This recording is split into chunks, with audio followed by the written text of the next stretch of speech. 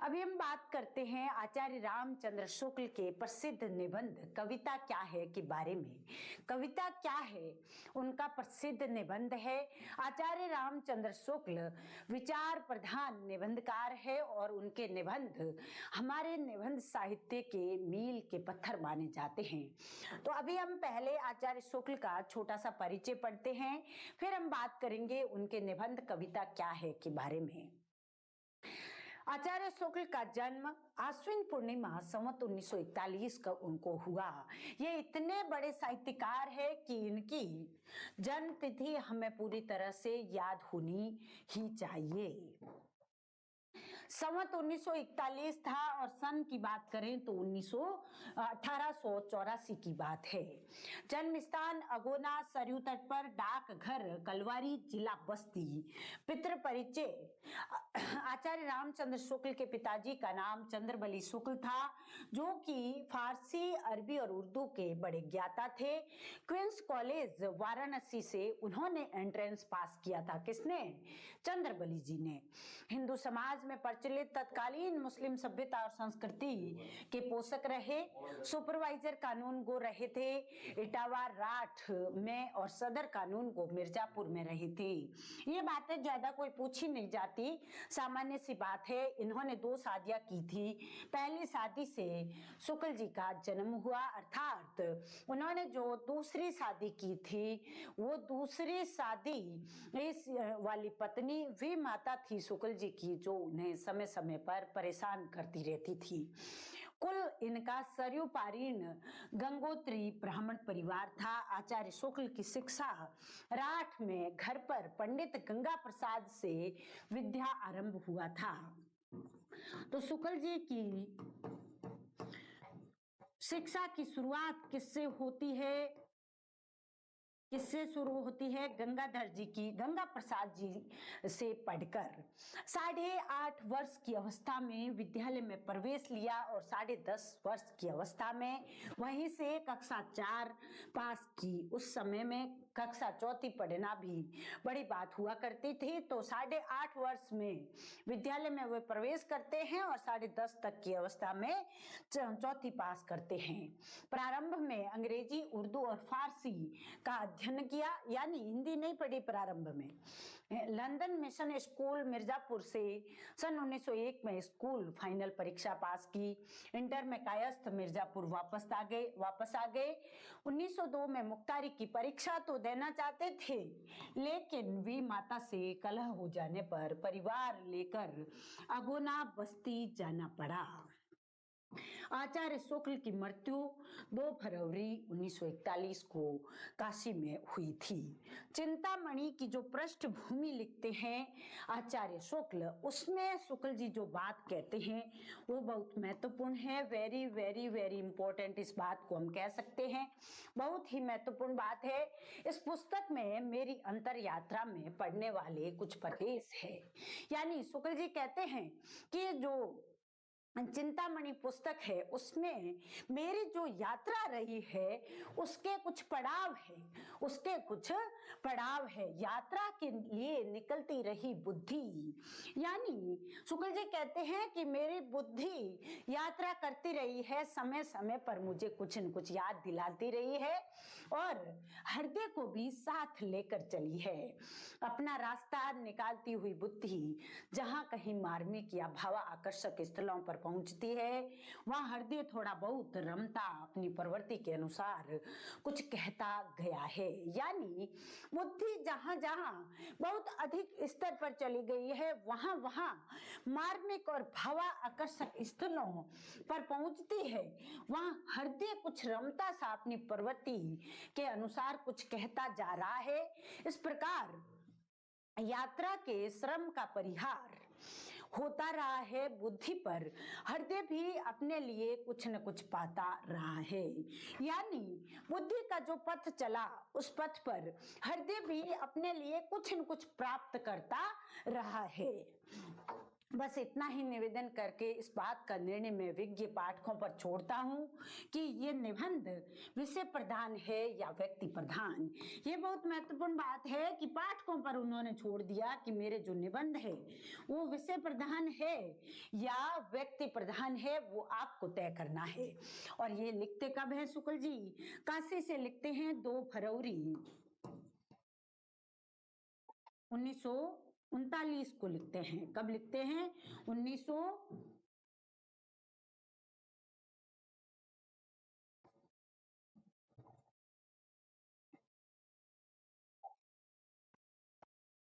2 फरवरी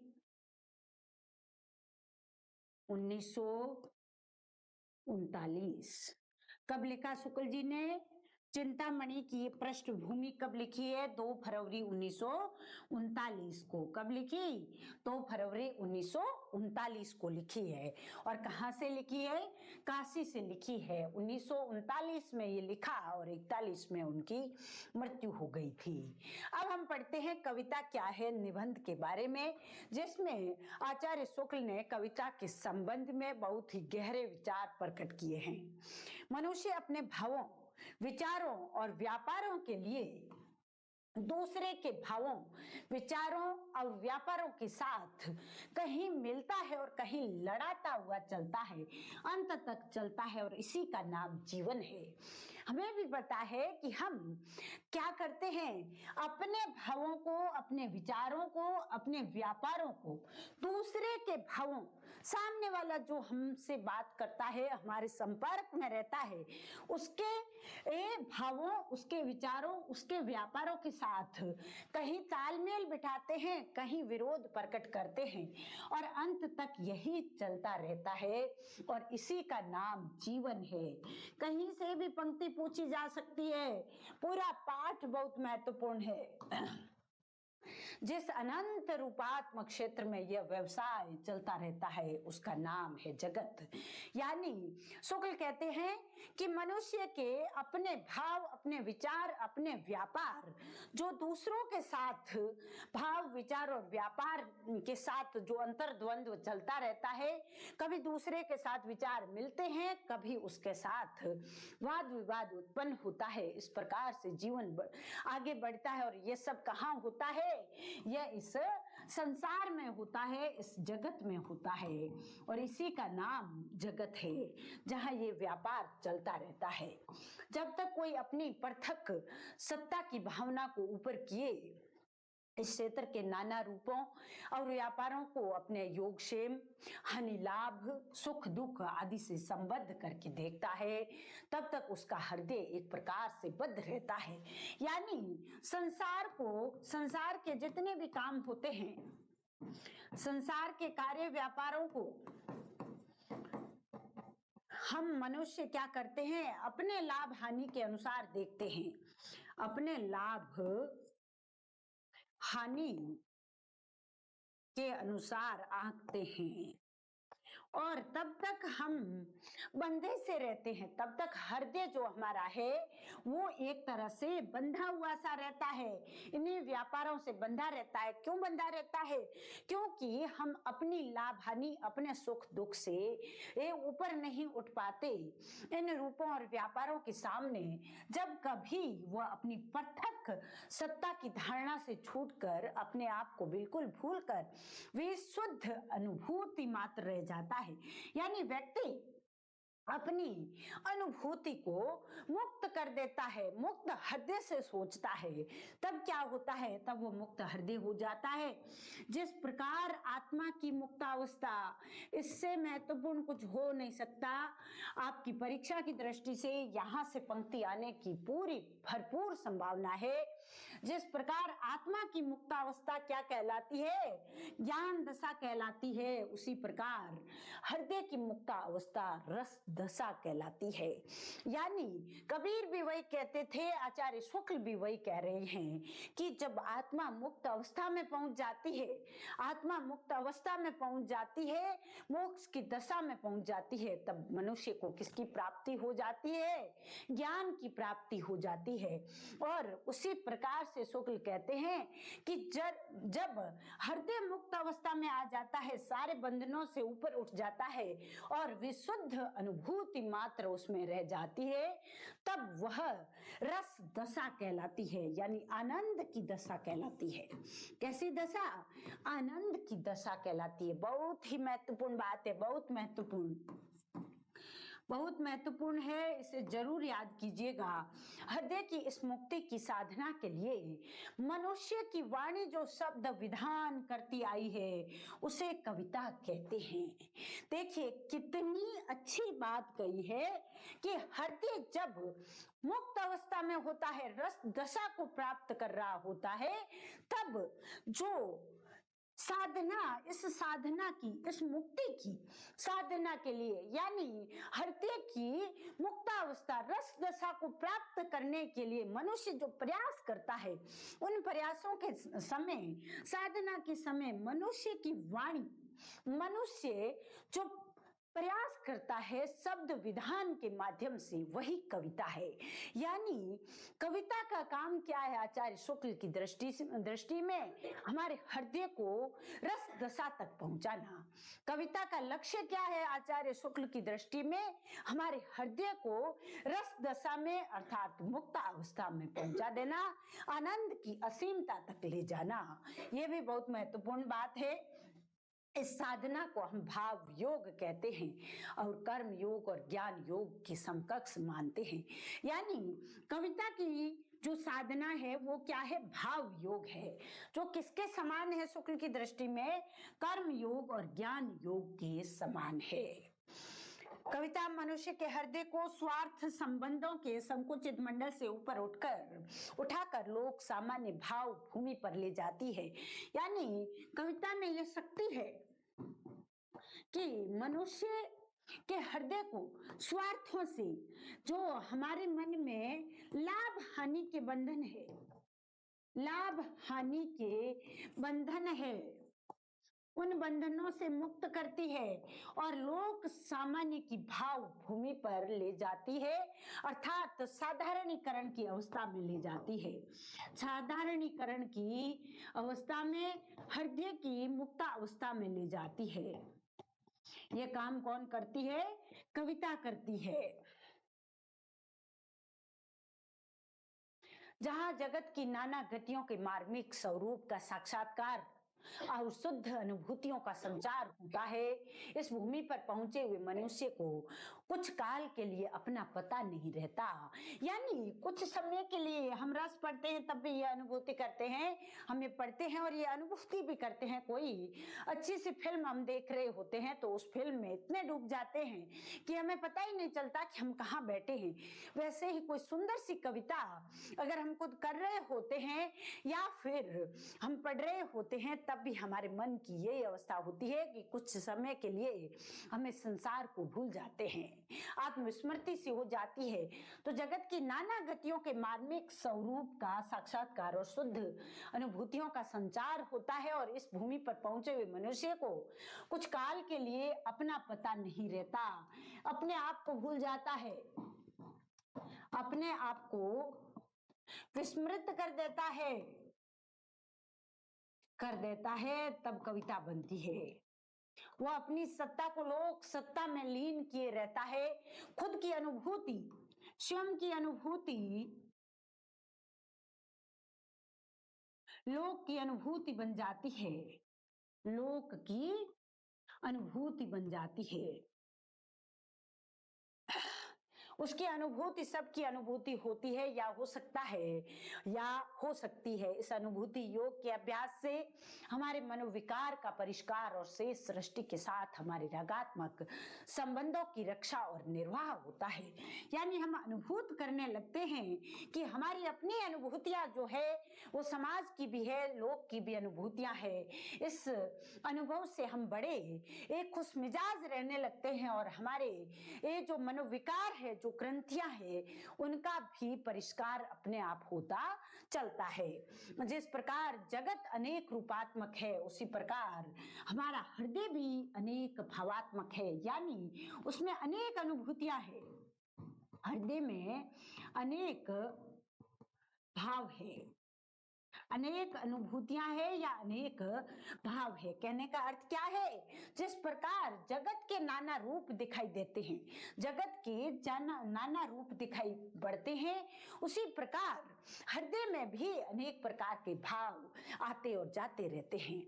इस अनेक भावों का व्यायाम और परिष्कार तभी समझा जा सकता है जबकि इन सब का प्रकृत सामंजस्य जगत के भिन्न भिन्न रूपों, व्यापारों तथा तथ्यों के साथ हो जाए।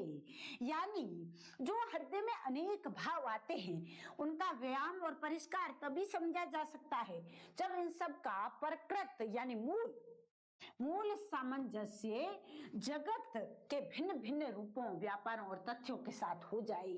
यानी जगत में जितने अन्य व्यापार है, जो संसार है, उसमें विभिन्न कार्य व्यापार चलते हैं, उनके साथ हमारे अपने भावों का मेलजोल जितना अधिक होगा उतने ही हम हृदय की दृष्टि से उन्मुक्त होते चलेंगे और कविता के लिए तैयार होते चलेंगे। इन्हीं भावों के सूत्र से मनुष्य जाति जगत के साथ तादात्म्य का अनुभव चिरकाल से करती आई है। यानी हम अपने आप को अपनी परिस्थिति के अनुसार ढालने की शक्ति रखते हैं। मनुष्य में वो ताकत है कि वो जिस माहौल में रह रहा है उस माहौल में अपने आप को यैन कैन प्रकार स्थापित कर लेगा और इसी के कारण मनुष्य जाति सबसे अधिक तादात्म्य करती आई है। जिन रूपों और व्यापारों से मनुष्य आदिम युगों से ही परिचित है, जिन रूपों और व्यापारों को सामने पाकर वो नर जीवन के आरंभ से ही शुद्ध होता आ रहा है, उनका हमारे भावों के साथ मूल या सीधा संबंध है। कहने का अर्थ क्या है कि संसार की जो गतिविधियां है उनसे हमारा सीधा संबंध है। संसार में जो कार्य हो रहे हैं उनसे हमारा सीधा संबंध है, मनुष्य का सीधा संबंध है और उससे वो जुड़ा रहता है। और जो चीज उसे शुद्ध करती आ रही है, जिससे वह दुखी हो रहा होता है, उब रहा होता है, नाराज हो रहा होता है, उनका हमारे भावों के साथ मूल और सीधा संबंध होता है।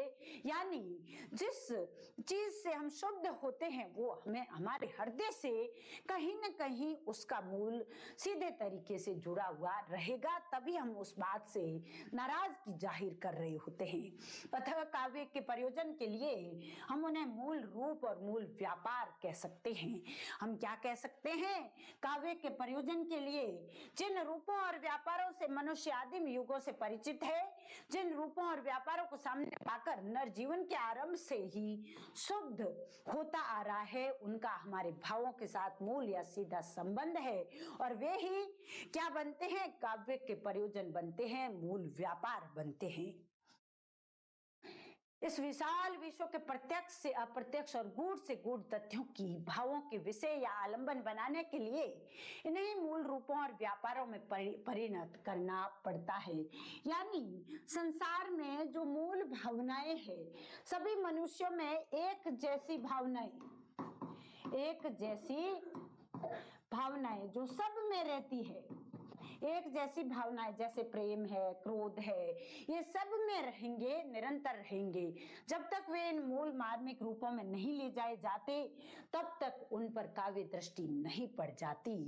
वन, पर्वत, नदी, नाले, निर्झर होगा, कछार, पटपर, पत्थर, चट्टान, वृक्ष, लता, झाड़, फूस, शाखा, पशु, पक्षी, आकाश, मेघ, नक्षत्र, समुद्र इत्यादि ऐसे ही चिर सहचर रूप है जो हमारे सामने है, जिनको हम अक्सर देखते हैं, अक्सर हमारे सामने रहते हैं।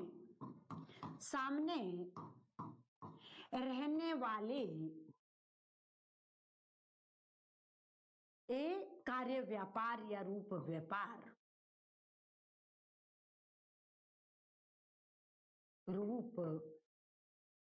व्यापार यानी ये नदियां, ये नाले, ये वन, ये पर्वत, ये सब वृक्ष, लताएं, ये सब हमारे सामने रहते हैं। पानी बहता है, खेत, ढुर्री, हल, झोंपड़ी, चौपाई इत्यादि भी कुछ कम पुराने नहीं हैं। पानी का बहना, सूखे पत्तों का झड़ना, बिजली का चमकना, घटा का गिरना, नदी का उमड़ना, मेघ का बरसना, कोहरे का छाना, डर से भागना, लोभ से लपटना, यानी मूल रूप से हमारे अंदर जो भाव है वो बाहर प्रकृति के साथ कहीं न कहीं जुड़ते जाते हैं। छीनना, झपटना, नदी या दलदल से बाह पकड़ कर निकालना, हाथ से खिलना, आग से झोंकना, गला काटना, ऐसे व्यापारों का भी मनुष्य जाति के भावों के साथ अत्यंत प्राचीन साहचर्य है। यानी ये सब कविता के कहीं न कहीं आधार बनते हैं। कविता के आधार बनते हैं ये सब कार्य व्यापार, कार्य व्यापार, ये सब कहीं ना कहीं कविता के आधार बनते दिखाई देते हैं और ये प्राचीन समय से मनुष्य को अपने साथ जोड़ कर रखते हैं। ऐसे आदि रूपों और व्यापारों में वंशानुगत वासना की दीर्घ परंपरा के प्रभाव से आर्यों के उद्बोधन की गहरी शक्ति संचित है। अतः इनके द्वारा जैसा रस परिपाक संभव है, वैसा यानी प्रकृति प्राकृतिक व्यापारों में रस निहित है,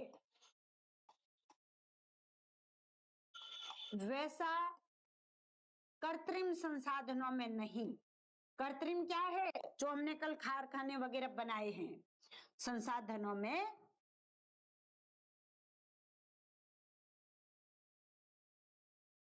नहीं। यानी जितना हम प्रकृति से जुड़ते हैं और रस का परिपाक संभव कर सकते हैं प्रकृति के साथ, प्रकृति के साथ जुड़कर जो रस हमारे मन में उत्पन्न होता है, यानी किसी को घूमने के लिए कहा जाए कि फ्री हो, तुम घूम सकते हो, ये पैकेज है, तो हर कोई उस जगह को चुनेगा जहां खूब सारी हरियाली हो, शांत अच्छा वातावरण हो, कलकल करते हुए झरने हो और बहुत अच्छा मतलब मन को सुकून देने वाला वातावरण हो। हर व्यक्ति यह चाहेगा। तो वो प्रकृति ये हमें अपने निकट खींचती है और रस का परिपाक भी सर्वाधिक वही होता है, न कि कल कारखाने, गोदाम, स्टेशन, इंजन, हवाई जहाज ऐसी वस्तुएं तथा अनाथालय के लिए चेक काटना, सर्वस्व हरण के लिए जाली दस्तावेज बनाना, मोटर की चरखी घुमाना या इंजन में कोयला झोंकना आदि व्यापारों द्वारा नहीं। यानी यहाँ रस परिपाक नहीं हो सकता। रस परिपाक यहाँ पर नहीं हो सकता। क्यों नहीं हो सकता? क्योंकि यहाँ प्राकृतिकता नैसर्गिक नहीं है, यह नैसर्गिक नहीं है। तो जो जितना नैसर्गिक होगा, शुक्ल जी ये बात कर रहे हैं, इसे हम ऐसे साबित कर सकते हैं कि आप किसी छोटे बच्चे को देखिए, वो प्रकृति के अधिक निकट होगा। जैसे जैसे वो बड़ा होता जाएगा, एआई के निकट जाएगा। क्यों? क्योंकि माहौल के अनुसार वो अपने आप को ढालेगा। लेकिन छोटा बच्चा हमेशा प्रकृति को अधिक पसंद करता है। उसे हरे भरे एक खेत और जैसे बकरी का बच्चा दिख गया, हिरण का बच्चा दिख गया, वो उसे सबसे अच्छे लगेंगे, क्योंकि वो प्रकृति के साथ अपने आप को जोड़ना चाहता है। बचपन से मनुष्य की ये प्रकृति है। सभ्यता के आवरण और कविता। अब बात कर रहे हैं आचार्य शुक्ल कि सभ्यता के जो आवरण है और कविता जो है उनके साथ कैसा रिश्ता है, दोनों में कैसा संबंध है।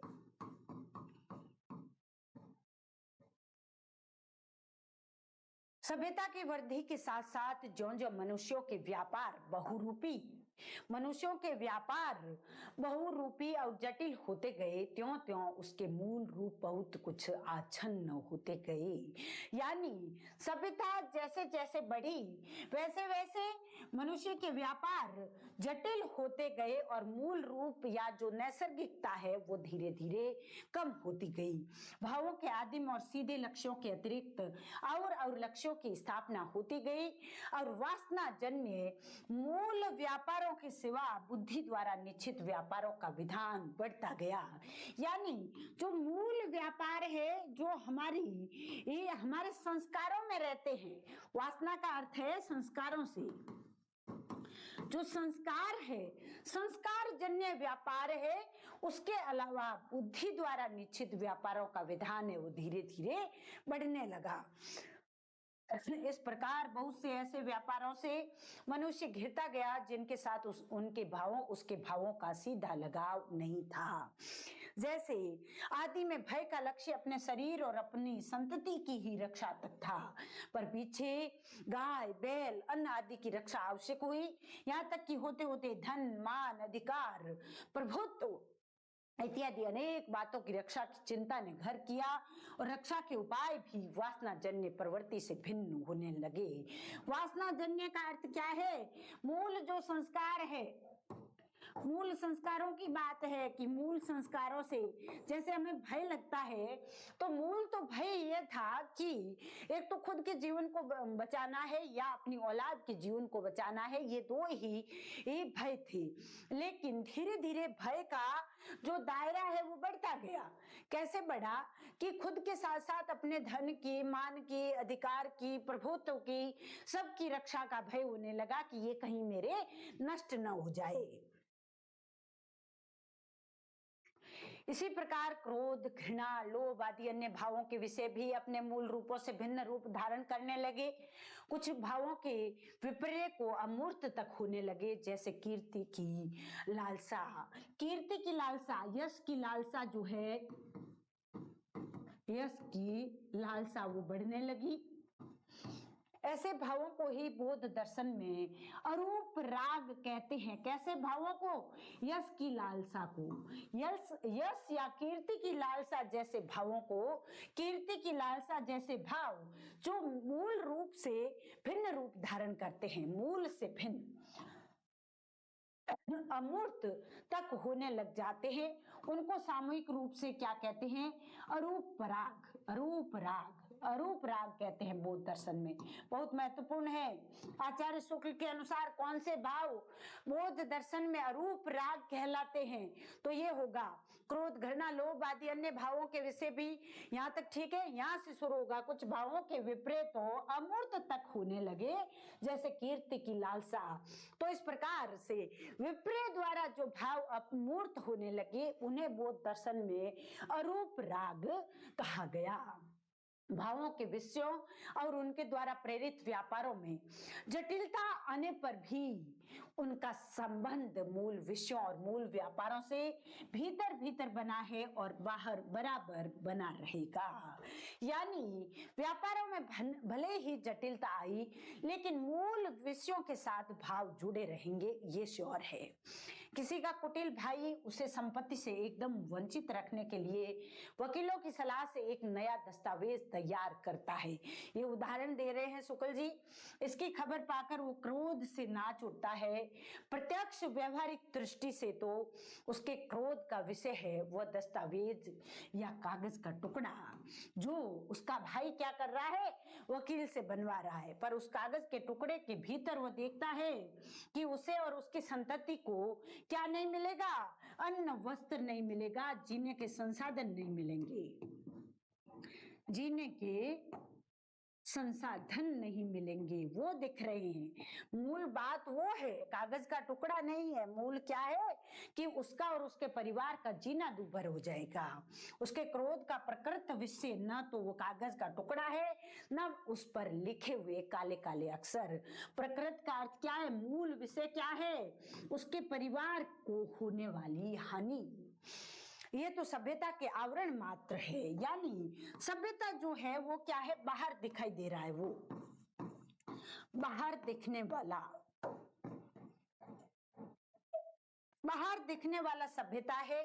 अतः उसके क्रोध में और कुत्ते के क्रोध में, जिसके सामने का भोजन कोई दूसरा कुत्ता छीन रहा है, काव्य दृष्टि से कोई भेद नहीं। कितनी बड़ी बात कह रहे हैं। वो कह रहे हैं कि कोई व्यक्ति बाहरी आवरण जो है उसकी वजह से जो लड़ाइयां दिखाई देती है, उन लड़ाइयों के मूल तक नहीं जाता। कि ये लड़ाई हो क्यों रही है। ये लड़ाई मूल रूप से जीने के संसाधन उसे अपने परिवार के लिए चाहिए, उनके लिए हो रही है, लेकिन आवरण वो कागज का टुकड़ा बन जाता है और वही बात बार बार घूम फिर कर सामने ज्यादा आती है। ये यहाँ उदाहरण देकर कहते हैं कि सभ्यता के आवरण तो ऐसे हैं जैसे कि एक कुत्ते को रोटी मिली हुई है, वो खा रहा है और दूसरा कुत्ता उससे छीनने लग जाता है तो वो क्रोध दिखाता है। वो बाहरी बाहरी क्रोध उस समय का होता है, मूल से उसका कोई लेना देना नहीं। तो ये आवरण भी ऐसा ही है, काव्य दृष्टि से कोई भेद नहीं है, भेद है केवल विषय का थोड़ा रूप बदल कर आने का। यानी एक कुत्ता है और दूसरा कागज के टुकड़े पर लड़ने वाले दो भाई, दो कुत्ते लड़ रहे हैं और दो भाई लड़ रहे हैं, केवल विषय का अंतर है, बाकी काव्य की दृष्टि से उन दोनों लड़ाइयों में कोई अंतर आचार्य शुक्ल के अनुसार नहीं है। बहुत ही महत्वपूर्ण बात। इसी रूप बदलने का नाम है सभ्यता, इसी रूप बदलने का नाम है सभ्यता। इस रूप बदलने से होता यह है कि क्रोध आदि को भी अपना रूप कुछ बदलना पड़ता है, वह भी कुछ सभ्यता के साथ अच्छे कपड़े लत्ते पहनकर समाज में आता है। यानी क्रोध दिखाने के तरीके बदलते हैं। क्या होता है, क्रोध प्रकट करने के तरीके बदलते हैं, करने के तरीके बदल जाते हैं।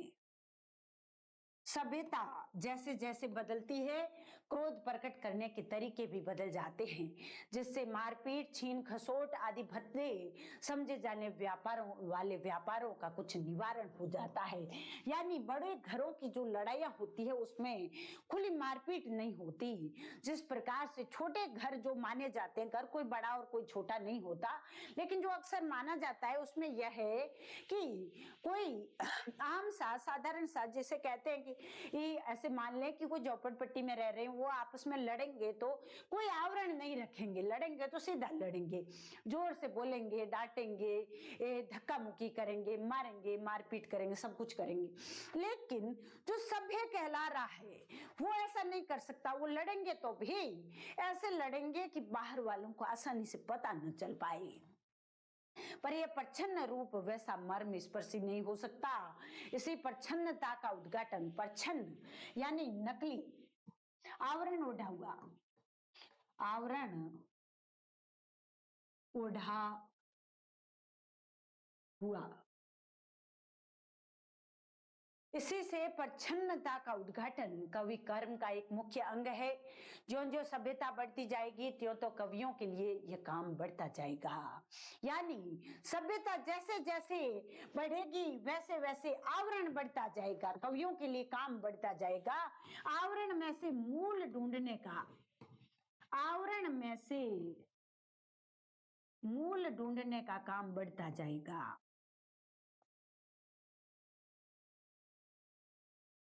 का काम बढ़ता जाएगा। गूढ़ बातें कह रहे हैं आचार्य रामचंद्र शुक्ल। मनुष्य के हृदय की वृत्तियों से सीधा संबंध रखने वाली रूपों और व्यापारों को प्रत्यक्ष करने के लिए उसे बहुत से पदों को हटाना पड़ेगा। इससे यह स्पष्ट है कि जो जो हमारी वृत्तियों पर सभ्यता के नए नए आवरण चढ़ते जाएंगे त्यों त्यों एक और तो कविता की आवश्यकता बढ़ती जाएगी, दूसरी ओर कवि कर्म कठिन होता जाएगा। यानी आवरण बढ़ेंगे वैसे वैसे कविता लिखना कठिन होता जाएगा। प्रश्न है, प्रश्न क्या बनेगा? प्रश्न ये बनेगा कि आचार्य शुक्ल के अनुसार कवि कर्म कैसे कैसे कठिन होगा? वैसे वैसे कठिन होगा जैसे जैसे सभ्यता के नए नए आवरण बढ़ते जाएंगे। ऊपर जिस क्रुद्ध व्यक्ति का उदाहरण दिया है वह यदि क्रोध से छुट्टी पाकर अपने भाई के मन में दया का संचार करना चाहेगा तो शोभ के साथ उससे कहेगा, भाई तुम ये तब इसलिए ना कर रहे हो कि पक्की हवेली में बैठकर हलवा पूरी खाओ, मैं बैठा सूखे चने चबाऊं, तुम्हारी सड़कें दोपहर को भी दुशाले उठकर निकले और मेरे बच्चे रात को भी ठंड से कांपते रहे। तुम्हारे बच्चे, सड़कें नहीं होगा, तुम्हारे बच्चे जो है वो दोपहर में भी दुशाले उठकर निकले, अर्थात आराम से रहे, आराम से रहे और मेरे बच्चे हैं वो भूखों मरते रहे, यह बात वो अपने भाई से क्रोध प्रकट करने के लिए कहेगा। यह हुआ प्राकृत रूप का प्रत्यक्षीकरण, मूल रूप का प्रत्यक्षीकरण। मूल जो रूप था क्रोध का, उसका प्रत्यक्षीकरण। इसमें सभ्यता के बहुत से आवरणों को हटाकर वे मूल गोचर रूप सामने रख गए हैं, जिनसे हमारे भावों का सीधा लगाव है, जो इस कारण भावों को उत्तेजित करने में अधिक समर्थ है। कोई बात जब इस रूप में आएगी तभी उसे काव्य के उपयुक्त रूप प्राप्त होगा, यानी मूल रूप होगा तभी कविता बनेगी। भाव का मूल रूप प्रकट होने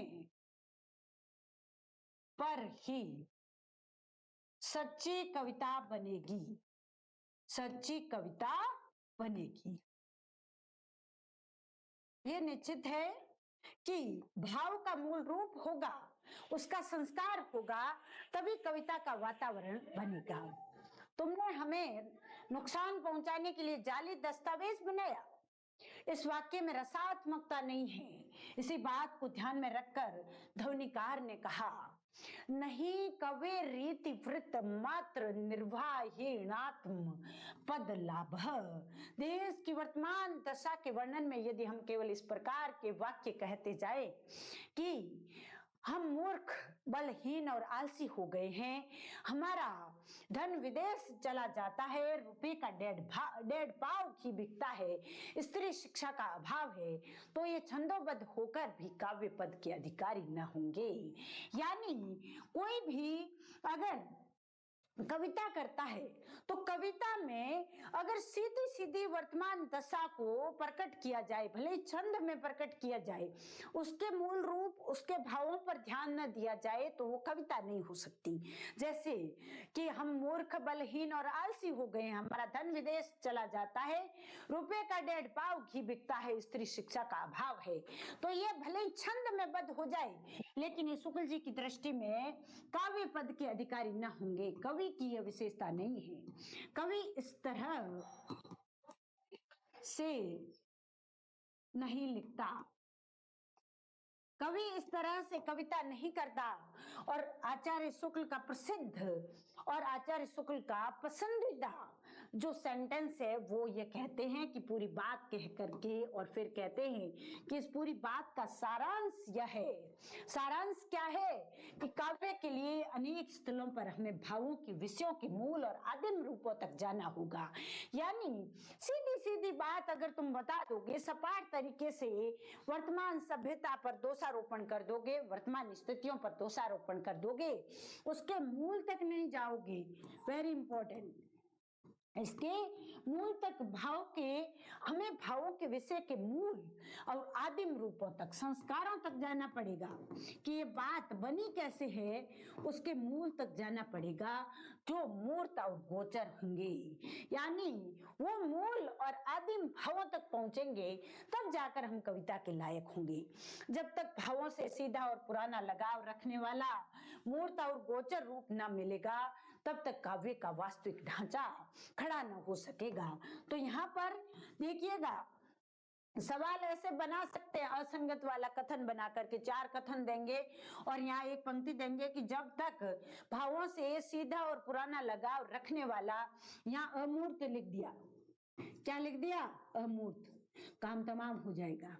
अमूर्त और गोचर रूप न मिलेंगे, तो यहाँ मूर्त है, सीधे जो प्राचीन भाव है उनसे सीधा संबंध, प्रत्यक्ष संबंध, मूर्त यानी प्रत्यक्ष रिश्ता हमें जोड़ना पड़ेगा। जो मूल भाव है, जो संस्कार है, उसके साथ प्रत्यक्ष रिश्ता करना पड़ेगा, उसके प्रत्यक्ष रूप को जानना पड़ेगा, उससे इंद्रियों से जानना पड़ेगा, तभी हम वास्तविक कविता का ढांचा तय कर सकेंगे। बहुत ही महत्वपूर्ण बात है, इसे आप अच्छे से पढ़िएगा, समझिएगा, यहाँ से सवाल बन सकते हैं। भावों के अमूर्त विषयों की तह में भी मूर्त और गोचर रूप छिपे मिलेंगे। जैसे यशोलिप्सा में कुछ दूर भीतर चलकर उस आनंद के उपभोग की प्रवृत्ति छिपी हुई पाई जाएगी, तो अपनी तारीफ कान में पड़ने से हुआ करता है। काव्य के अर्थ ग्रहण मात्र से काम नहीं चलता, बिंब ग्रहण अपेक्षित है। ऐसी कविता जो केवल अर्थ दे, उसमें किसी प्रकार का कोई बिंब न बने, सुनते ही तो कविता, शुक्ल जी कहते हैं कि इतनी सुंदर नहीं है। काव्य के अर्थ ग्रहण मात्र से काम नहीं चलता, उसके लिए क्या अपेक्षित होता है? बिंबों का ग्रहण होना भी, हमारे मानस पटल पर बिंब बनना भी जरूरी है। यह बिंब ग्रहण निर्दिष्ट, गोचर और मूर्त विषय का ही हो सकता है। कविता में जो बिंब ग्रहण है वो कैसा हो सकता है? निर्दिष्ट हो सकता है, नहीं जिसे चिन्हित किया जा सके, और गोचर यानी जिसे इंद्रियों से समझा जा सके, और मूर्त विषय जो प्रत्यक्ष देखा जा सके, ऐसा हो सकता है। रुपए का 1.5 पाव घी मिलता है, इस कथन से कल्पना में यदि कोई बिंब या मूर्ति उपस्थित होगी तो वह तराजू लिए हुए बनिए की होगी, जिससे हमारे करुण भाव का कोई लगाव न होगा। यानी करुण भाव का लगाव नहीं है तो फिर वो कविता कैसे बनेगी? किसी भाव के साथ लगाव नहीं बनेगा तब तक कविता नहीं बनेगी। बहुत कम लोगों को घी खाने को मिलता है, अधिकतर लोग तो रूखी सूखी खा लेते हैं। इस तथ्य तक हम अर्थ ग्रहण परंपरा द्वारा इस चक्कर के साथ पहुंचते हैं। 1 रुपए का बहुत कम घी मिलता है, इससे रुपए वाले ही घी खा सकते हैं, पर रुपए वाले बहुत कम है, इससे अधिकांश जनता घी नहीं खा सकती, रूखी सूखी खाकर रहती है। अब कविता और सृष्टि प्रसार, यानी कविता और सृष्टि में क्या रिश्ता है, उस पर बात करते हैं। हृदय पर नित्य प्रभाव रखने वाले रूपों और व्यापारों की भावनाओं को सामने लाकर कविता बाह्य प्रकृति के साथ मनुष्य की अंतः प्रकृति का सामंजस्य घटित करती हुई उसके भावात्मक सत्ता के प्रकार का प्रसार करती है। यानी कविता का काम क्या है? जो बाहरी प्रकृति है, बाहरी वातावरण है, उसके साथ मनुष्य की आंतरिक प्रकृति का रिश्ता जोड़ना। कविता यही तो करती है। कविता क्या करती है? बाह्य जो वातावरण हमें दिख रहा है उसके साथ हमारी आंतरिक भावना का रिश्ता जोड़ना, कविता का यही तो मुख्य कार्य है। यदि अपने भावों को समेटकर मनुष्य अपने हृदय को शेष सृष्टि के किनारे कर ले या स्वार्थ की पशुवृत्ति में लिप्त रखे तो उसकी मनुष्यता नहीं रहेगी, और मनुष्यता नहीं रहेगी तो कविता नहीं होगी, कविता नहीं हो सकती। यानी हम केवल स्वार्थ में बंधे रहे, अपने भावों को समेटकर शेष सृष्टि से अपने तक ही भावों को सीमित रखें, अपने हित का ही सोचें, शेष दुनिया से लेना देना न रखें, तो हम कविता नहीं कर सकते। यदि ये लहलाते हुए खेतों और जंगलों, हरी घास के बीच घूम घूम कर बहते हुए नालों, काली चट्टानों पर चांदी की तरह ढलते हुए झरनों, मंजरियों से लदी हुई अमराइयों और पत्थर के बीच खड़ी झाड़ियों को देखकर देख क्षण भर लीन न हुआ, यदि कलरव करते हुए पक्षियों के आनंद उत्सव में उसने योग न दिया, यदि खिले हुए फूलों को देख यह न खिला, यदि सुंदर रूप सामने पाकर अपनी भीतरी कुरूपता का उसने विसर्जन न किया, यदि दीन दुखी का आर्त नाद सुन व न पसीजा, यदि अनाथों और अबलाओं पर अत्याचार होते देख क्रोध से न तिलमिलाया, यदि किसी बेढप और विनोदपूर्ण दृश्य या उक्ति पर न हंसा, तो उसके जीवन में क्या रह गया। यानी हमारा जो जीवन है उसमें हमें ये अनुभव होने चाहिए। अब सामने सारी चीजें हैं, शुक्ल जी ने सारी चीजें एकदम हमें खुली खुली दिखा दी है कि किसी अनाथ को देखकर हमारे मन में दया तो आनी ही चाहिए, उसके प्रति कुछ करने की लालसा तो होनी ही चाहिए। कर पाए नहीं कर पाए बाद की बात है, लेकिन एक भाव तो आए। और अगर किसी के साथ अत्याचार हो रहा है तो एक बार क्रोध में मुट्ठी का भिच जाना, ये भी आपको कवि बनाने का आधार है। और प्रकृति को देखकर झूमना, उसके साथ आनंद मनाना, पक्षियों के आनंद उत्सव में योग देना, उनके साथ खुशी मनाना, ये सब एक कवि होने की प्रारंभिक अवस्थाएं हैं, मनुष्य होने की प्रारंभिक अवस्थाएं हैं। इस विश्व काव्य की रस धारा में बहुत ही महत्वपूर्ण चीज है ये। अगर हम नहीं कर सकते, यदि कोई ऐसी चीज हमारे सामने है जिस पर हंसने की जरूरत है, ऐसा दृश्य है और हम ऐसे बैठे हैं, तो ये आचार्य शुक्ल कहते हैं कि वो मनुष्य मनुष्य नहीं हो सकता। इतना आवरण किस काम का, जब हम अपनी मूल प्रकृति को सामने देखकर उस चीज के अनुसार ढाल ही नहीं सकते, हंस भी नहीं सकते, हम उस पर बात भी नहीं कर सकते, सामने सुंदर प्रकृति है उसका हम आनंद नहीं ले सकते, तो हम मनुष्य नहीं है। ये बात यहाँ पर उसके जीवन में रहा क्या? कुछ भी नहीं रहा। आचार्य शुक्ल के अनुसार कुछ भी हमारे पास नहीं है अगर ये सारे आनंद और दुख हम नहीं उठा सकते। इस विश्व काव्य की रसधारा में जो थोड़ी देर के लिए निमग्न न हुआ, उसके जीवन को मरुस्थल की यात्रा समझना चाहिए। मरुस्थल का भी अपना आनंद है, मरुस्थल का भी अपना आनंद है, मरुस्थल की यात्रा का भी अपना आनंद है। लेकिन यहाँ पर आचार्य शुक्ल ये कहना चाहते हैं कि जो इस प्रकार ऊपर दी हुई प्रवृत्तियां जो है उनका आनंद कोई मनुष्य नहीं ले पाता है, तो उसका जीवन सूखा है। उसका जीवन क्या है? सूखा है, उसमें बिल्कुल रस नहीं है, उसका जीवन रसहीन है।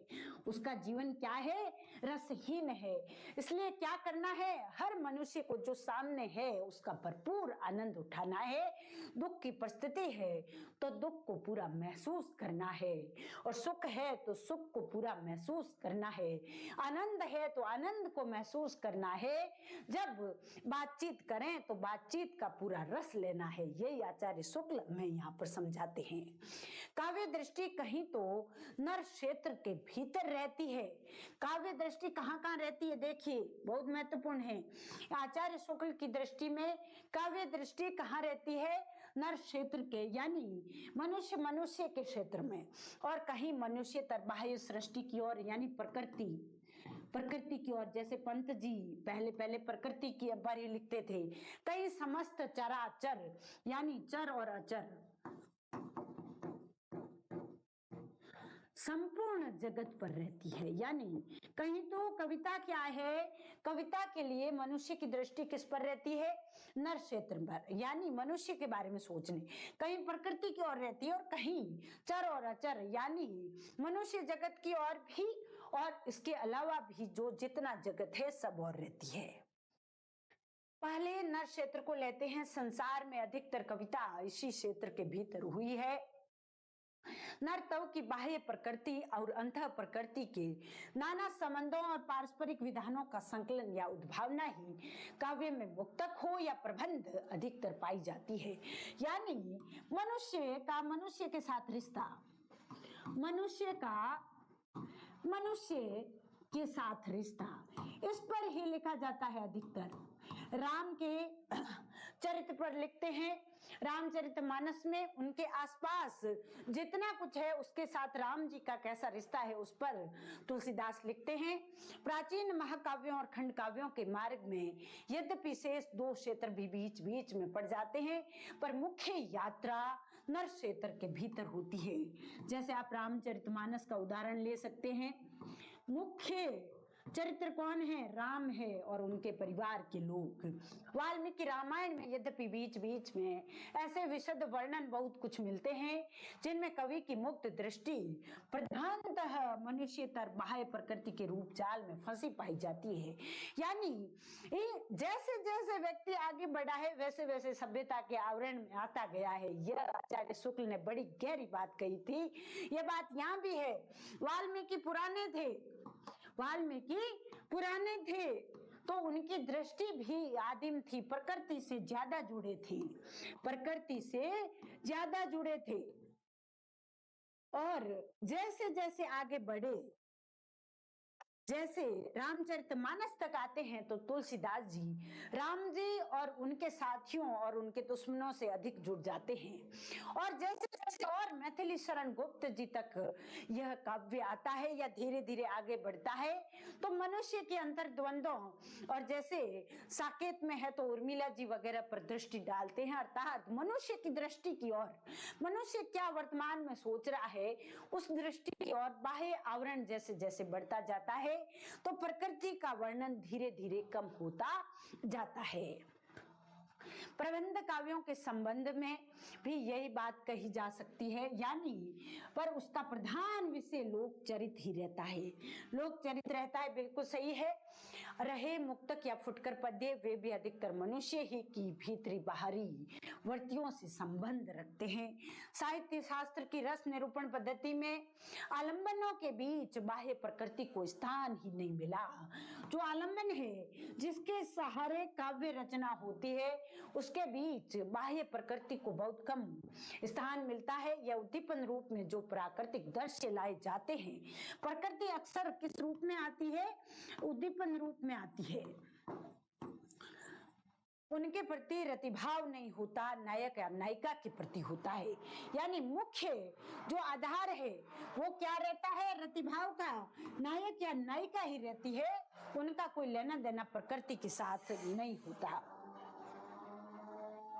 वे दूसरे के प्रति उत्पन्न प्रीति को उद्दीप्त करने वाले होते हैं।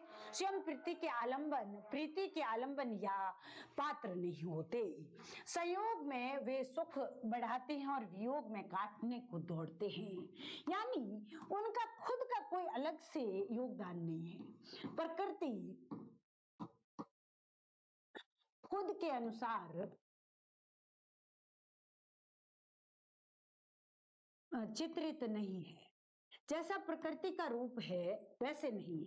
मनुष्य के भावों के अनुसार है। किसके अनुसार है? मनुष्य के भाव।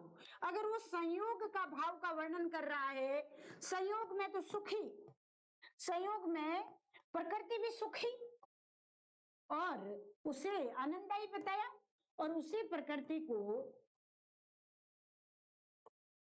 वियोग में दुखी बता दिया। वियोग में क्या बता दिया? दुखी या विषादमयी बता दिया। क्या बता दिया? विषादमयी। तो मनुष्य की सोच के अनुरूप बताया है। प्रकृति का रूप वर्णन कैसा है? मनुष्य की सोच के अनुसार है। जिस भावोद्रेक और जिस ब्यौरे के साथ नायक और नायिका के रूप में वर्णन किया जाता है, उस भावोद्रेक और उस ब्यौरे के साथ उनका नहीं। यानी नायक नायिका ज्यादा महत्वपूर्ण है। कहीं कहीं तो उनके नाम गिना कर ही काम चला लिया जाता है। प्रकृति ऋतुओं के नाम या कोई ऋतुओं के नाम बता दिए, या कोई और प्राकृतिक जैसे पेड़ पौधे पहाड़, उन सब के नाम गिनाकर छोड़ दिया। मनुष्यों के रूप व्यापार या मनोवृत्तियों के सादृश्य से साथ धर्म की दृष्टि से जो प्राकृतिक वस्तु व्यापार आदि लाए जाते हैं, उनका स्थान भी गौण ही समझना चाहिए। वे नर संबंधी भावना को ही तीव्र करने में, यानी उद्दीपन रूप में ही काम करते हैं। किस रूप में काम करते हैं? उद्दीपन रूप में ही काम करते हैं। मनुष्यतर बाह्य प्रकृति का आलंबन के रूप में ग्रहण हमारे यहाँ संस्कृति के प्राचीन प्रबंध काव्यों के बीच बीच में कहीं कहीं पाया जाता है। बहुत महत्वपूर्ण बात है ये कि प्राचीन जो काव्य है उनमें प्रकृति कई बार आलंबन रूप में आई है। वहां प्रकृति का ग्रहण आलंबन के रूप में हुआ है, अर्थात मुख्य जो आधार है वो प्रकृति बनी है। आलंबन का अर्थ क्या है? मुख्य आधार। कविता का मुख्य आधार प्रकृति बनी है। इसका पता वर्णन की प्रणाली से लग जाता है। पहले हम कह आए हैं कि किसी वर्णन में आई हुई वस्तुओं का मन में ग्रहण दो प्रकार का हो सकता है। या तो बिंब ग्रहण का होगा। यहाँ पर ये बहुत महत्वपूर्ण है कि किसी वर्णन में आई हुई वस्तुओं का मन में ग्रहण कितनी प्रकार का होता है? कितने प्रकार का? दो प्रकार का। दो प्रकार। कितने प्रकार है? दो प्रकार की बात हो रही है। कितने प्रकारों की बात हो रही है? दो। एक होगा बिंब ग्रहण, जिसमें अपने मानस पटल पर बिंब बनेंगे, और दूसरा हम क्या करेंगे? दिमाग से पूरी तरह से सोच करके उसका अर्थ ग्रहण करेंगे। किसी ने कहा कि कमल, किसी ने कहा कि कमल, तो हम क्या करेंगे, अब इस कमल पद का ग्रहण कोई इस प्रकार भी कर सकता है कि लल्लाई लिए हुए सफेद पंखुड़ियों और झुके हुए नाल आदि के सहित एक फूल की मूर्ति में थोड़ी देर के लिए आ जाए, कुछ देर बनी रहे, और इस प्रकार भी कह सकता है कोई चित्र उपस्थित ना हो, केवल पद का अर्थ मात्र समझकर काम चला लिया जाए। काव्य के दृश्य चित्रण में पहले प्रकार का संकेत ग्रहण अपेक्षित होता है, अब व्यवहार तथा शास्त्र चर्चा में दूसरे प्रकार का। देखिए, काव्य के दृश्य चित्रण में पहले प्रकार का, यानी जो आप नाम ले रहे हो उसका साथ साथ में चित्र बन रहा है, वो पहला प्रकार काव्य के दृश्य चित्रण के लिए आवश्यक है, ध्यान दीजिएगा। और जो व्यवहार तथा शास्त्र चर्चा है उसमें दूसरे प्रकार का, अर्थात उसके अर्थ ग्रहण की वैल्यू होती है। और बिंब ग्रहण वही होता है जहां कवि अपने सूक्ष्म निरीक्षण द्वारा वस्तुओं के अंग प्रत्यंग, वर्ण, आकृति तथा उनके आसपास की परिस्थिति का परस्पर संश्लिष्ट विवरण देता है। यानी ये जो वस्तुओं की ऐसा वर्णन, जैसे वो हम पढ़ते हैं ना, शमशेर बहादुर सिंह की एक कविता है, राख से लिपा हुआ चौका। तो राख से लिपा हुआ चौका बोलते ही हमारे मन मस्तिष्क में बिंब छा जाएंगे कि कोई राख से लिपा हुआ चौका है, गीला, अभी गीला पड़ा है, यानी बिल्कुल गीला सा है, मटमेला सा रंग दिख रहा है। अब जिसने राख से लिपे हुए चौके देखे हैं उनको पता चलेगा, बाकी को पता नहीं चलेगा उस बिंब का भी। बिना अनुराग के ऐसे सूक्ष्म ब्योरों पर न तो दृष्टि जा सकती है न रम सकती है। यानी जैसे प्रकृति के साथ प्रेम होगा, जैसे उस वस्तु के साथ जिसका वो वर्णन कर रहा है उससे प्रेम होगा, तभी वो ऐसे सूक्ष्म ब्यौरे कर पाएगा, नहीं तो नहीं कर पाएगा। अतः जहां ऐसा पूर्ण और संश्लिष्ट चित्रण मिले वहां समझना चाहिए कि कवि ने बाह्य प्रकृति को आलंबन के रूप में ग्रहण किया है। यानी प्रकृति का जब ऐसा चित्रण मिले कि बिंब ग्रहण आसानी से हो रहा है, तो वहां प्रकृति को आलंबन रूप में ग्रहण किया गया है। उदाहरण के लिए वाल्मीकि हेमंत का वर्णन करते हैं। पूछा जा सकता है, ये पद देकर के पूछ ले कि किस ऋतु का वर्णन है, किस ऋतु का वर्णन है। तो हेमंत ऋतु का वर्णन करते हुए वो कहते हैं, अवश्याय निपातेन किंचित अक्तिन साध्वाला बनानाम शोभते भूमि निर्विष्ट ऋणातपा स्पर्शन संतु विपुलम शीत मुद्रकम द्विरदः सुखम अत्यंत त्रिशितो वन्य प्रतिसंहर्ते करम अवश्याय तमोनंध्या निहार तमसा वृता पर सुप्ता इव लक्ष्यते विपुष्पा वन राज्य। तो ये जो पंक्तियां हैं हेमंत वर्णन वाल्मीकि करते हैं, वाष्प सन्नद्ध सलीला रुत विज्ञ सारसा हिमाई बालू के स्थिरे सरितो भ्रांति सांप्रातम जरा जर्जरेते पथे शीर्ण केसर करनी के नाल से हिम धौस्तेन भांति कमला कर। यानी वन की भूमि, ये इसका अर्थ है, वन की भूमि जिसकी हरी हरी घास ओस गिरने से कुछ कुछ नीली हो गई है, कुछ कुछ कैसी हो रही है, अवश्याय निपाते किंचित साध वाला यानी नीली हो रही है, और तरुण धूप के पड़ने से कैसी शोभा दे रही है।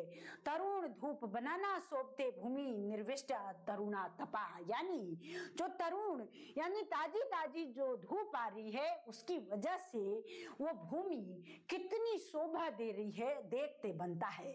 और अत्यंत प्यासा जंगली हाथी बहुत शीतल जल के स्पर्श से अपनी सूंड सिकोड़ लेता है। यानी बहुत प्यासा व्यक्ति है, हाथी है, हाथी की बात हो रही है। अत्यंत तर्षितो वन्य प्रति संहरते करम, यानी बहुत ही प्यासा हाथी किस प्रकार से अपनी सूंड जो है वो सिकुड़ लेता है, उसे देखना बड़ा लाजमी लगता है। बिना फूल के वन समूह कोहरे के अंधकार में सोए से जान पढ़ते हैं। तो देखिए, पर सुप्ता एव लक्ष्यते वि पुष्पा वन राज्य, यानी ये बिना फूल अवश्याय तमो नधा निहार तमसा वृता, यानी बिना फूलों के जो बिना फूलों के वन समूह है वो कोहरे के अंधकार में सोए से जान पड़ते हैं। यानी हेमंत ऋतु जो है उसमें ज्यादा फूल नहीं होते और इस वजह से कोहरे में फूल जब पड़े रहते हैं, अंधकार में डूबे हुए पड़े रहते हैं तो ज्यादा सुंदर नहीं लगते, वैसे जान पड़ता है। अब पर सुप्ता एव लक्ष्यते वि पुष्पा वन राज्य, ये हो गया।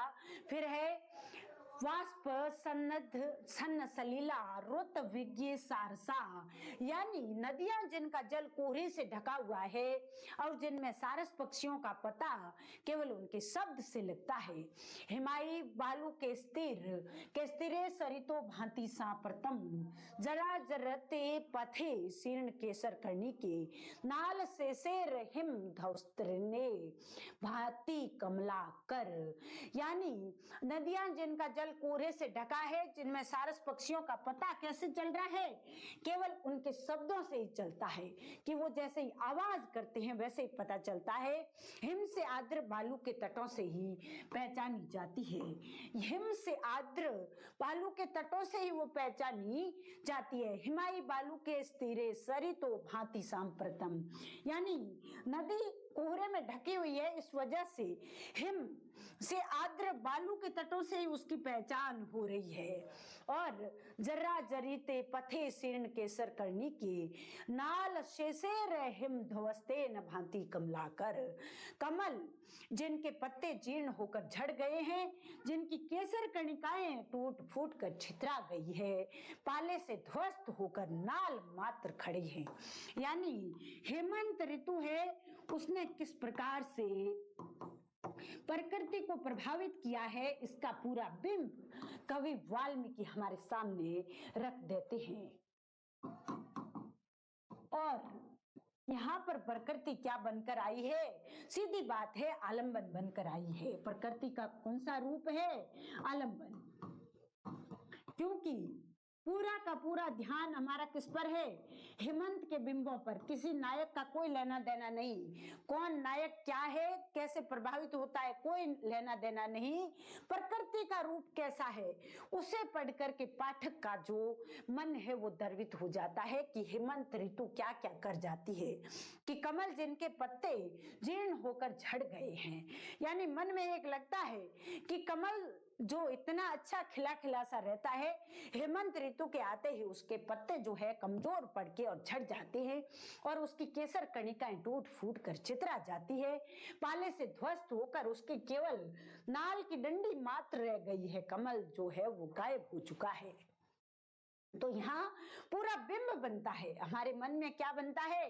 जैसे ये समझ में आता है, हमारे मन मस्तिष्क पर उसका बिंब ग्रहण अपने आप होने लगता है। मनुष्यतर बाह्य प्रकृति का इसी रूप में ग्रहण कुमार संभव के आरंभ तथा रघुवंश के बीच बीच में मिलता है। नाटक यद्यपि मनुष्य ही की भीतरी बाहरी प्रवृत्तियों के प्रदर्शन के लिए लिखे जाते हैं और भवभूति अपने मार्मिक और तीव्र अंतर्वर्ती विधान के लिए ही प्रसिद्ध है, पर उनके उत्तर रामचरित में कहीं कहीं बाह्य प्रकृति के बहुत ही सांग और संश्लिष्ट खंड चित्र पाए जाते हैं। किसमें? उत्तर रामचरित में। किसकी है? भवभूति की। उसमें क्या मिलते हैं? प्रकृति के बहुत ही सांग और संश्लिष्ट खंड चित्र मिलते हैं। पर मनुष्यतर बाह्य प्रकृति की जो प्रधानता मेघदूत में मिली, मेघदूत में, किसमें? मेघदूत, वह संस्कृत के किसी और काव्य में नहीं मिली। पूर्व में तो वहां तक प्रकृति की ही एक मनोहर झांकी या भारत भूमि के स्वरूप का ही मधुर ध्यान है। यानी पूर्व मेघ किसमें आया है? मेघदूत में। किसकी बात हो रही है? कालिदास के मेघदूत की। जो इस स्वरूप के ध्यान में अपने को भूलकर कभी कभी मग्न हुआ करता है, वह घूम घूम कर वक्तरता दे या न दे, चंदा इकट्ठा करे या न करे, देशवासियों की आमदनी का औसत निकाले या न निकाले, सच्चा देश प्रेमी है। यानी इस पूर्व मेघ को ढंग से समझे तो वो सच्चा देश प्रेमी हो सकता है, भले वो हिसाब किताब करे या न करे, अपने भाषण देता घूमे न घूमे, चंदा दे या न दे। बहुत ही सुंदर बात लिख रहे हैं आचार्य रामचंद्र शुक्ल। मेघदूत न कल्पना की क्रीड़ा है, न कला की विचित्रता। अब यहाँ पर पूछा जा सकता है खाली जगह होकर के कि आचार्य शुक्ल ने यह किस काव्य के बारे में कहा है कि यह न कल्पना की क्रीड़ा है और न कला की विचित्रता। वह है प्राचीन भारत के सबसे भावुक हृदय की अपनी प्यारी भूमि की रूप माधुरी पर सीधी सादी प्रेम दृष्टि। अनंत रूपों में प्रकृति हमारे सामने आती है, कहीं मधुर सुसज्जित या सुंदर रूप में, कहीं रूखे बेडोल कर्कश रूप में, कहीं भव्य विशाल या विचित्र रूप में, और कहीं उग्र कराल और भयंकर रूप में। तो ये तो प्रकृति का नियम है कि कभी सुंदरता होगी, कभी कुरूपता होगी, कहीं सुख होगा, कहीं दुख होगा। ये प्रकृति के अपने रूप है और यही मेघदूत में दिखाई देते हैं। किसमें दिखाई देते हैं? मेघदूत में। सच्चे कवि का हृदय उसके इन सब रूपों में लीन होता है, क्योंकि उसके अनुराग का कारण अपना खास सुख भोग नहीं बल्कि चिर साहचर्य द्वारा प्रतिष्ठित वासना है, मूल संस्कार है। क्या है? मूल संस्कार है, जो केवल प्रफुल्ल प्रसून के सौरभ संचार, मकरंद लोलूप, मधुर गुंजार, कोकिल कुजित निकुंज और शीतल सुखे स्पर्श समीर इत्यादि की चर्चा किया करते हैं, वे विश्वी या भोग लिप्सु है। यहाँ पर सीधा शुक्ल जी ने कह भी दिया कि सुख और दुख दोनों का वर्णन होना चाहिए। केवल और केवल आप मकरंद लोलूप मधुप गुंजार की बात करते हो तो आप श्रेष्ठ कवि नहीं हो। आप क्या हो? विश्वी या भोग लिप्सु मात्र हो। इसी प्रकार जो केवल मुक्ता मास हिम बिंदु मंडित मरकताभ शाद्वल जल अत्यंत विशाल गिरि शिखर से गिरते हुए जल प्रपात के गंभीर गर्त से उठी हुई सीकर निहारिका के बीच विविध वर्ण स्फुरन की विशालता, भव्यता और विचित्रता में ही अपने हृदय के लिए कुछ पाते हैं, वे क्या है? तमाशबीन है, सच्चे भावुक या सहृदय नहीं है। कवियों की कैसी कैसी अच्छी खासी इज्जत उतारी कर रहे हैं यहाँ पर आचार्य रामचंद्र शुक्ल। वो ये बताना चाहते हैं कि वो कवि सर्वश्रेष्ठ हो सकता है जो सब भावों को, जो मूल जो संस्कार के भाव है, उन संस्कारों को समझे, उन संस्कारों के साथ जुड़े, वही कवि सर्वश्रेष्ठ हो सकता है। प्रकृति के साधारण असाधारण सब प्रकार के रूपों में रमने वाले वर्णन हमें वाल्मीकि, कालिदास, भवभूति आदि संस्कृत के प्राचीन कवियों में मिलते हैं। पिछले खेमे के कवियों में मुक्तक रचना में तो अधिकतर प्राकृतिक वस्तुओं का अलग अलग उल्लेख मात्र उद्दीपन की दृष्टि से किया गया है। प्रबंध रचना में जो थोड़ा बहुत संश्लिष्ट चित्रण किया है वो प्रकृति की विशेष रूप विभूति को लेकर ही है। अंग्रेजी के पिछले कवियों के वर्ड्सवर्थ की दृष्टि सामान्य में चिर परिचित, सीधे सादे, प्रशांत और मधुर दृश्यों की ओर रहती थी, पर शैली की असाधारण, भव्य और विशाल की ओर। बहुत महत्वपूर्ण है। यहाँ पर शुक्ल जी क्या कर रहे हैं? वर्ड्सवर्थ और शैली की तुलना कर रहे हैं। इंग्लिश के दो बड़े कवि हैं, एक है वर्ड्सवर्थ, दो कवियों की तुलना। वर्ड्सवर्थ के लिए वो कह रहे हैं कि सीधे साधे, प्रशांत और मधुर दृश्यों की ओर उनकी दृष्टि रहती है। और शैली, ये भी क्या है? कवि है अंग्रेजी के, बहुत प्रसिद्ध पोइट है, दोनों पोइट है। और इनमें से वर्ड्सवर्थ की दृष्टि कहाँ रहती है? सीधे साधे, प्रशांत और मधुर दृश्यों की ओर, जबकि शैली की दृष्टि कहाँ रहती है? असाधारण, भव्य और विशाल की ओर रहती है। साहचर्य संभूत रस के प्रभाव से सामान्य सीधे साधे सिर परिचित दृश्यों में कितने माधुर्य की अनुभूति होती है। पुराने कवि कालिदास ने वर्षा के प्रथम जल से सिक्त तुरंत की जाती हुई धरती तथा उसके पास बिखरी हुई भोली चितवन वाली ग्राम वनिताओं में साफ सुथरे ग्राम दैत्यों और कथा कोविद ग्राम वृद्धों में इसी प्रकार के माधुर्य का अनुभव किया था। आज भी इसका अनुभव लोग करते हैं।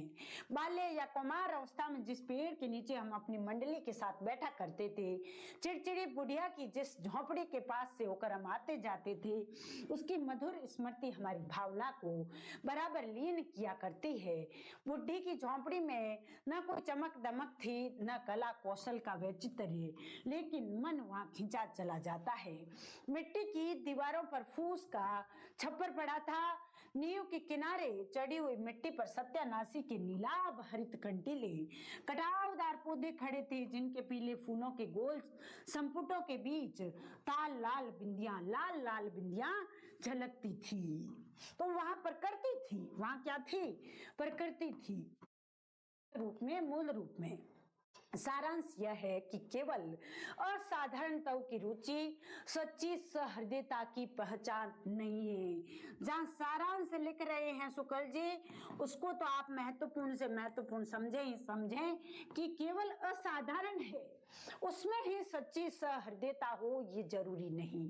साधारण से साधारण में भी सच्ची सहृदयता मिल सकती है। शोभा और सौंदर्य की भावना के साथ जिनमें मनुष्य जाति के उस समय के पुराने सहचरों की वंश परंपरागत स्मृति वासना के रूप में बनी हुई है। जब वो प्रकृति के खुले क्षेत्र में विचरती थी, वे पूरे सहृदय भावुक कहे जा सकते हैं। आगे कविता क्या है कि कड़ी लगातार चलती रहेगी।